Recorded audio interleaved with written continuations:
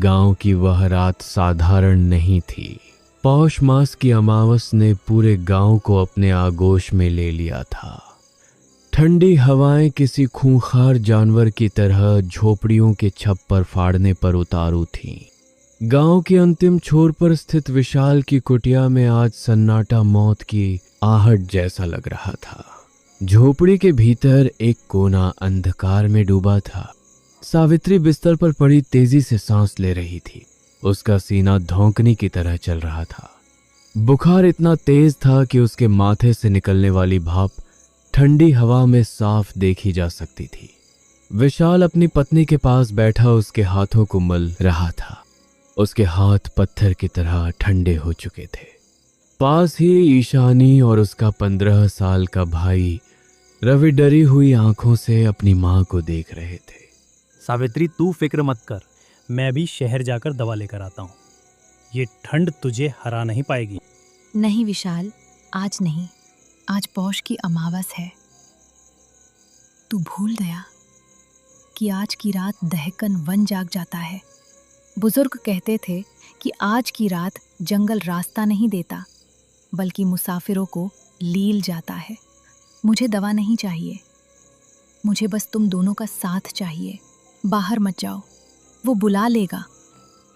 माँ, अगर पिताजी अकेले गए तो मुझे और डर लगेगा। मैं इनके साथ जाऊंगा। मैं अब बच्चा नहीं हूँ, मैं 15 साल का हूँ और जंगल के रास्तों को पहचानता हूँ। भैया, पापा, मत जाओ। सुना नहीं माँ ने क्या कहा? पड़ोस वाली काकी कहती थी कि जंगल में छलावा अपनी आवाज बदल बदल कर पुकारता है। अगर आप चले गए और वापस नहीं आए तो हम क्या करेंगे? सावित्री, अगर मैं नहीं गया तो तू सुबह का सूरज नहीं देख पाएगी। हकीम ने कहा था कि रात के 12 बजे से पहले ये दवा मिलनी जरूरी है।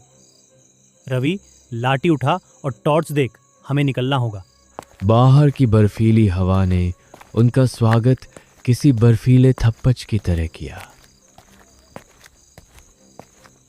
जंगल के भीतर कदम रखते ही ऐसा लगा जैसे तापमान अचानक कई डिग्री गिर गया हो। पेहों की सूखी टहनियां आपस में टकराकर ऐसी आवाज निकाल रही थीं जैसे कोई हियां चबा रहा हो। पिताजी, हवा बहुत अजीब है। ऐसा लग रहा है जैसे कोई हमारे कान में फुसफुसा रहा है। डर मत रवि, ये सिर्फ हवा का शोर है। बस अपनी नजरें जमीन पर रख और मेरे पीछे चल। तभी घने कोहरे के बीच उन्हें एक रोशनी दिखी। वे उस रोशनी की तरफ जाने लगे। वहां एक पुरानी ल खाती हुई चाय की टपरी थी। इस निर्जन जंगल में ऐसी टपरी का होना नामुमकिन था। फिर भी वहां से आग का धुआं उठ रहा था। एक बुआ आदमी केतली हिला रहा था और 2 लोग चुपचाप बैठे थे। बाबा, इतनी रात को यहाँ दुकान? बेटा, दुकान समय देखकर नहीं, मुसाफिर देखकर खुलती है। अमावस की रात को जो यहाँ से गुजरता है वो या तो बहुत बहादुर होता है या बहुत बदनसीब।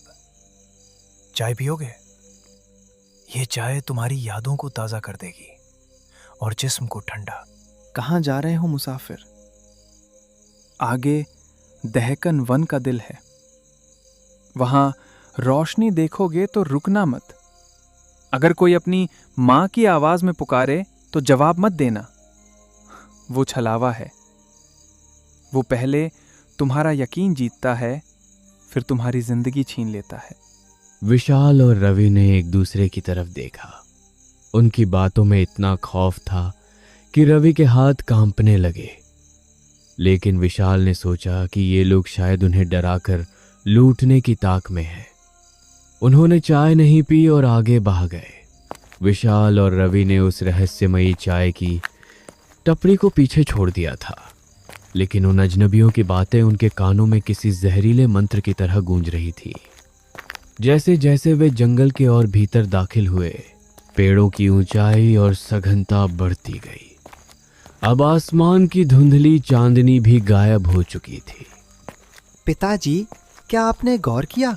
जब हम उस टपरी से निकले थे तब हमारे कदमों की आवाज सूखी पत्तियों पर आ रही थी, पर अब ऐसा लग रहा है जैसे हम किसी गीली चीज पर चल रहे हैं। रवि घबरा मत, ये बस तेरा वहम है। कोहरे की वजह से पत्तियां नम हो गई होंगी। तू बस दवा के बारे में सोच। हमें सावित्री के लिए वापस भी जाना है। अचानक जंगल की खामोशी को चीरते हुए एक आवाज आई। वह आवाज बहुत धीमी थी, जैसे कोई सिसक रहा हो। बाबू, मुझे ठंड लग रही है बाबू। पिताजी, ये तो ईशानी है। वो घर से हमारे पीछे आ गई क्या? नहीं रवि, पीछे मत मुड़ना। ईशानी घर पर दरवाजा बंद करके बैठी है। याद कर उस बूढ़े ने क्या कहा था, छलावा अपनों की आवाज में बुलाता है। ये वही है। आवाज अब और करीब आने लगी। ऐसा लग रहा था जैसे ईशानी उनके ठीक पीछे खड़ी है और उनका कुर्ता खींच रही है। रवि का मन हुआ कि एक बार पलट कर देख ले। पिताजी, वो आवाज बिल्कुल असली थी। उसमें वही डर था जो ईशानी की आवाज में होता है। अगर वो सच में ईशानी हुई तो? अगर वो जंगल में खो गई तो? नहीं रवि, यही तो इस जंगल का खेल है। ये तेरे दिमाग से खेल रहा है। अगर तू पलटा तो तू इस कोहरे में विलीन हो जाएगा। क्या तुझे याद नहीं पिछले साल उस चरवाहे के साथ क्या हुआ था? उसे भी अपनी पत्नी की आवाज़ सुनाई दी थी और अगले दिन उसकी देह उस पुराने कुएं में मिली थी। ये कैसा रास्ता है पिताजी? ऐसा लग रहा है जैसे हम एक ही जगह पर गोल गोल घूम रहे हैं। वो बरगद का पेड़, हम तीसरी बात से गुजरे हैं। विशाल रुका। उसने गौर किया कि रवि सही कह रहा था। वही कटा हुआ तना और वही लटकती जड़ें। जंगल रास्ता बदल रहा है, या शायद हमारी नजरें धोखा खा रही हैं। रुक, मैं इस पेड़ पर अपनी कुल्हाड़ी से एक निशान बनाता हूँ। विशाल ने जैसे ही पेड़ पर वार किया, पेड़ से लकड़ी की आवाज नहीं आई, बल्कि एक कराहने की आवाज आई, जैसे किसी इंसान को चोट लगी हो। दोनों के रोंगटे खड़े हो गए। जैसे तैसे लगभग 3 घंटे की अंतहीन दौड़ और डर के बाद जंगल का घनत्व कम होने लगा। दूर कहीं बिजली के खंभों की पीली रोशनी दिखने लगी। विशाल और रवि शहर की बाहरी सीमा पर पहुंच चुके थे। शहर के कुत्ते अजीब तरह से रो रहे थे, जैसे उन्होंने इन दोनों के साथ किसी अदृश्य साए को आते देखा हो। वे शहर की मुख्य मार्केट में पहुंचे। सब कुछ बंद था। केवल एक पुरानी दवा की दुकान का शटर आधा खुला था। कौन हो तुम लोग और इस वक्त यहाँ क्या कर रहे हो? साहब, शिवनगढ़ से आए हैं। मेरी पत्नी सावित्री की जान खतरे में है। ये रही पर्ची। खुदा के वास्ते जल्दी दवा दे दीजिए। शिवनगढ़? तुम लोग पागल हो? आज अमावस की रात है। दहकन मन के रास्ते से आए हो? जी साहब, रास्ते में हमें एक चाय की टपरी भी मिली थी। वहाँ के लोग बहुत डरावनी बातें कर रहे थे। क्या कहा? चाय की टपरी? मुसाफिर, शिवनगढ़ के रास्ते में तो कोई टपरी नहीं है। 10 साल पहले एक मुखिया की टपरी हुआ करती थी, पर अमावस की एक रात वहां आग लगी और सब जिंदा जल गए। तब से वहां सिर्फ राख का ढेर है। पर साहब, हमने वहां आग जलती देखी। हमने केतली की आवाज सुनी। वहां लोग बैठे थे। तुमने इंसानों को नहीं, रूहों को देखा है। वे रूहें हर साल अमावस को वहां बैठती हैं और आने जाने वालों को चेतावनी देती हैं। जो उनकी बात मानकर लौट जाता है वो बच जाता है, और जो आगे बढ़ता है उसका क्या होता है? उसका साया जंगल छीन लेता है। अब तुम वापस जाओगे तो देखना, तुम्हारी परछाई तुम्हारे साथ नहीं होगी। तुम तो घर पहुंच जाओगे, पर तुम्हारा एक हिस्सा हमेशा के लिए उस दहकन वन का कैदी बन जाएगा। साहब, हमें डराइए मत। हमें दवा दीजिए और घर जाने दीजिए। वापस उसी रास्ते से जाना पड़ेगा, क्योंकि दूसरा रास्ता बाढ़ में बह चुका है। पर याद रखना, वापसी में वो टपरी तुम्हें फिर दिखेगी। इस बार वे तुम्हें बुलाएंगे, रुकना मत। अगर रुक गए तो तो अगली अमावस को तुम भी उसी बेंच पर चाय पीते मिलोगे। पिताजी, दुकानदार की बात ने मुझे बुरी तरह डरा दिया है। क्या हम सुबह तक यहाँ नहीं रुक सकते? मुझे वापस उस जंगल में जाने से मौत का डर लग रहा है। बेटा, माँ की दवा की गर्मी अभी मेरी जेब में है। अगर हम यहाँ रुक गए तो घर पर माँ की देह ठंडी पड़ जाएगी। हमें जाना ही होगा, ये हमारी मजबूरी है। बस हिम्मत मत हारना। विशाल ने घबराकर जमीन पर देखा। बल्ब की रोशनी में उनकी परछाइयां बहुत धुंधली और लंबी दिख रही थीं। विशाल और रवि ने शहर की सीमा छोड़ दी थी। दवा की पुड़िया विशाल के सीने से चिपकी हुई थी, लेकिन उनका दिल किसी डूबते हुए पत्थर की तरह भारी था। दुकानदार की कही हुई बातें तुम्हारा साया जंगल छीन लेगा, उनके कानों में किसी पुराने श्राप की तरह गूंज रही थी। जंगल में दोबारा प्रवेश करते ही ऐसा लगा जैसे पेड़ और करीब आ गए हों। पगडंडी अब और संकरी हो गई थी। पिताजी, क्या आपको महसूस हो रहा है? हवा में अब वो ठंड नहीं है जो जाते समय थी। अब हवा में जलती हुई मांस जैसी कोई दुर्गंध आ रही है। ध्यान मत दे रवि, अपनी सांसों पर काबू रख। हमें बस उस जगह को पार करना है जहां वो टपरी थी। दुकानदार ने कहा था कि वे हमें फिर बुलाएंगे। हमें बस बहरा बन जाना है। तभी दूर कोहरे के पीछे से वही मध्यम रोशनी दिखाई देने लगी। वही चाय की टपरी, वही आग की लपटें। लेकिन इस बार कुछ अलग था। इस बार वहां कोई शोर नहीं था।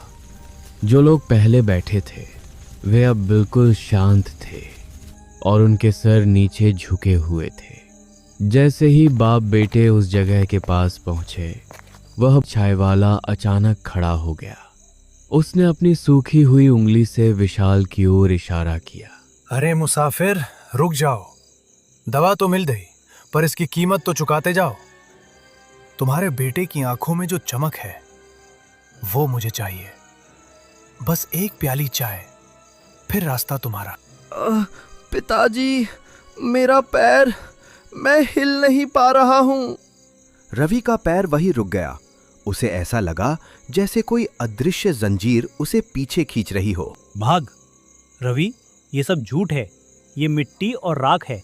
विशाल ने देखा कि टपरी पर बैठे हुए दो आदमी अब धीरे धीरे, उनके चेहरे पर खाल नहीं थी, सिर्फ काला धुआं था। विशाल ने अपनी पूरी ताकत लगाई। वे दोनों पागलों की तरह दौड़ने लगे। पीछे से उन रूहों के हंसने की आवाजें आ रही थीं जो अब चीखों में बदल चुकी थी। तुम भाग सकते हो, पर तुम्हारी परछाई यहीं रहेगी। दौड़ते दौड़ते रवि का पैर एक जड़ में फंसा और वह गिर पड़ा। विशाल उसे उठाने के लिए जैसे ही मुड़ा, उसने देखा कि पीछे सब कुछ शांत था। वो टपरी, वो रोशनी, वह बूढ़ा, सब कुछ गायब था। वहां सिर्फ घना कोहरा और काले पेड़ थे। जमीन पर कोई पदचिन्ह नहीं थे, सिर्फ राख की एक परत थी। पिताजी, वहां तो कुछ भी नहीं है। हम किससे बात कर रहे थे? हम किसके पास रुके थे? वो छलावा था बेटा। वे हमें रोकना चाहते थे ताकि हम सुबह तक यहाँ भटकते रहें और हमारी देह ठंडी पड़ जाए। चल, अब घर करीब है। रात के करीब 3 बज रहे होंगे जब विशाल ने अपनी झोपड़ी के दरवाजे पर दस्तक दी। सावित्री और ईशानी अंदर जाग रही थी। दरवाजा खुलते ही दोनों अंदर गिर पड़े। पापा, भैया, आप लोग ठीक तो हो? आपकी आंखों में इतना डर क्यों है? ईशानी जोर जोर से रोने लगी।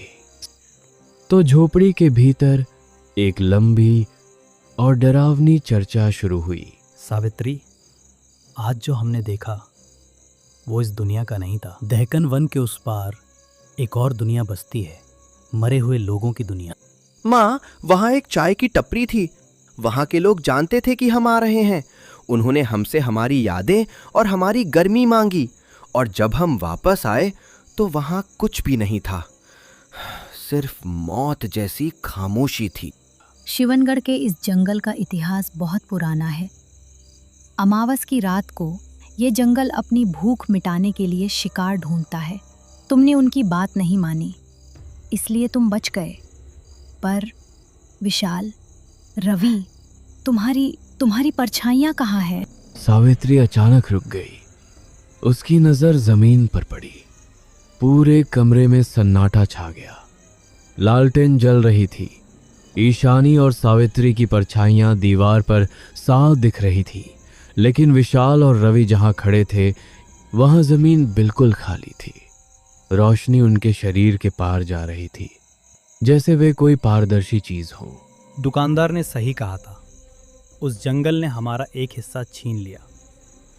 हम घर तो आ गए, पर हमारा साया अब भी उसी दहकन वन की टपरी पर बैठा होगा। रवि ने अपने हाथ देखे। वे असली लग रहे थे, पर उनकी छाया का न होना इस बात का सबूत था कि वे अब पूरी तरह से पहले जैसे इंसान नहीं रहे। बाहर अमावस्या की रात अब ढलने को थी, लेकिन कोहरा अभी भी झोपड़ी को घेरे हुए था। कम से कम तुम सुरक्षित हो। दवा काम कर गई। हमारे साए गए तो क्या हुआ, हमारा परिवार तो बच गया। विशाल ने सावित्री की ओर देखा और कहा, लेकिन जैसे ही विशाल ने यह कहा, झोपड़ी की खिड़की पर एक दस्तक हुई। बाहर से एक परिचित आवाज आई, बिल्कुल विशाल जैसी आवाज। सावित्री, दरवाजा खोलो, मैं दवा लेकर आ गया हूं। अंदर बैठे विशाल और रवि के रोंगटे खड़े हो गए।